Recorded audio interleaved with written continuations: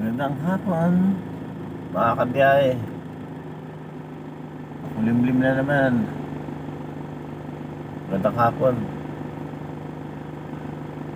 Kanina lang may ako napakinggan sa radyo. Alam mo yung tungkol sa mga magulang na ang anak nila ay para bang ginagawang kapital. Ay ibang, lalo yung mga arranged marriage na yan, no?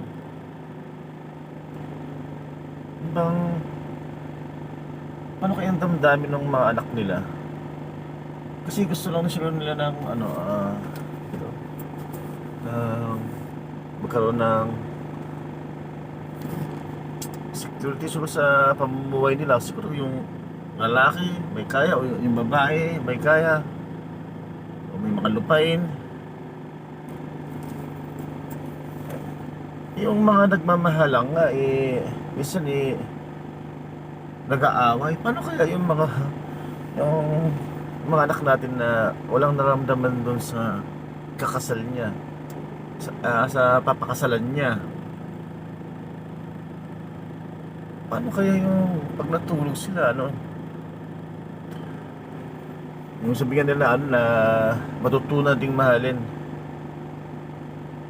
Pero minsan, di ba may napapanood din kayo sa YouTube, sa TikTok, o saan man.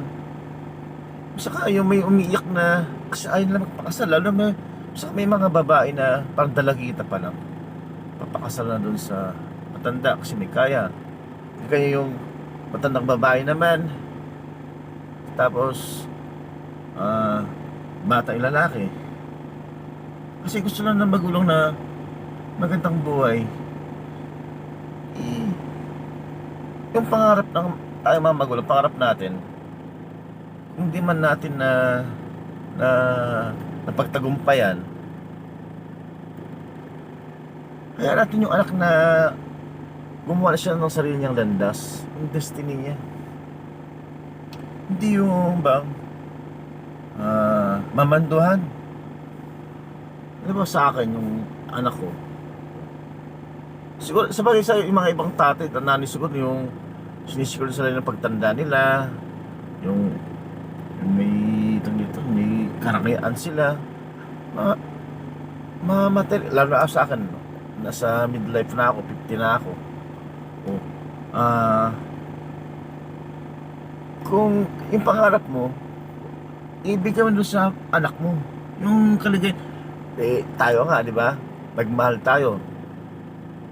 Kung di man naging maayos ang pero kusang naramdaman natin pagmahal kung kahit hindi na naging maayos ang pagsasama nyo, kung nagkaiwalay kayo, at least naramdaman mo na nagmahal ka.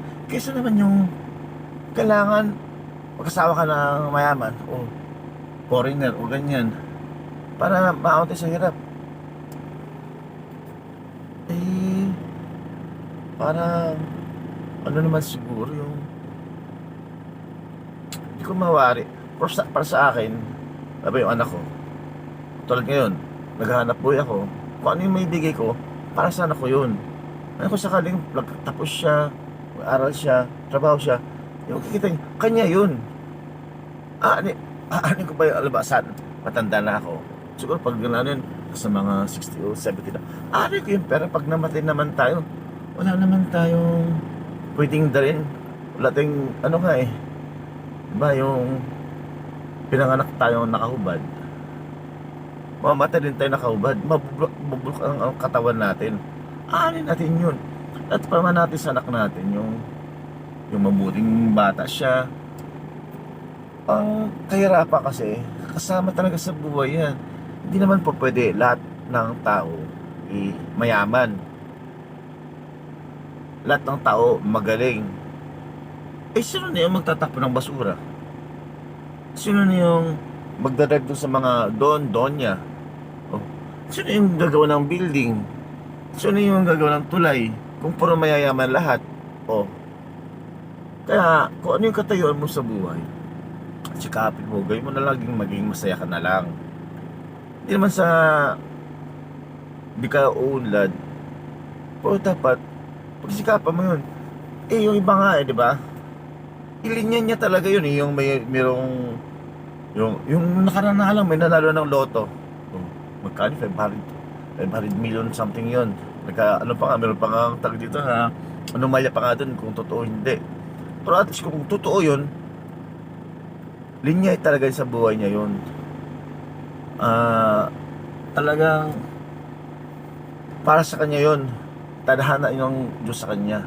Para sa kanya yun. Dapat gamitin niya yun sa mabuti o magkawang-gawa siya para sa pamilya. Public tayo doon sa yung bang ang anak natin eh, obligahin natin para sa pangarap nating mga magulang. Tapos na ang pangarap natin. Ang pangarap natin, makapagtapos sila. Ngayon, kung alam mo, saan, di man ako, undergraduate naman ako. Alam mo, pag-aral pa ako. Siyempre natural, kung ano yung masishare ko dun sa anak ko na na makapag-aral sila, makakain, siyempre, yun na yun. At hayaan natin sila na magkaroon sila ng kalayaan pumili sa buhay nila. Dahil tayo noon, nayan natin ng mga magulang natin na tahakin na landas natin. Tsaka bakit tayo matatakot na maghirap? Maswerte nga tayo eh. Di, alam ako, mahirap ako. At least papasalamat ako sa Diyos na di ako nayaan na yung manghingi sa kalsada. Kasi kung mahirap ako, meron pang mas mahirap sa akin. Eh yung mga nanghihingi nga dyan eh, bigo ng bala nakangiti na eh. Kumbaga, meron silang pantawid gutom. Eh tayo nga, nakahawak tayong pera na malaki-laki, hindi pa tayo makontento. Lalo na lang isipin natin na ang tao hindi pwede maging patay-pantay. Pero hindi ko naman sabihin na huwag ka mangarap. Pero kung obligayin natin yung mga anak natin na to pa rin yung gusto mo,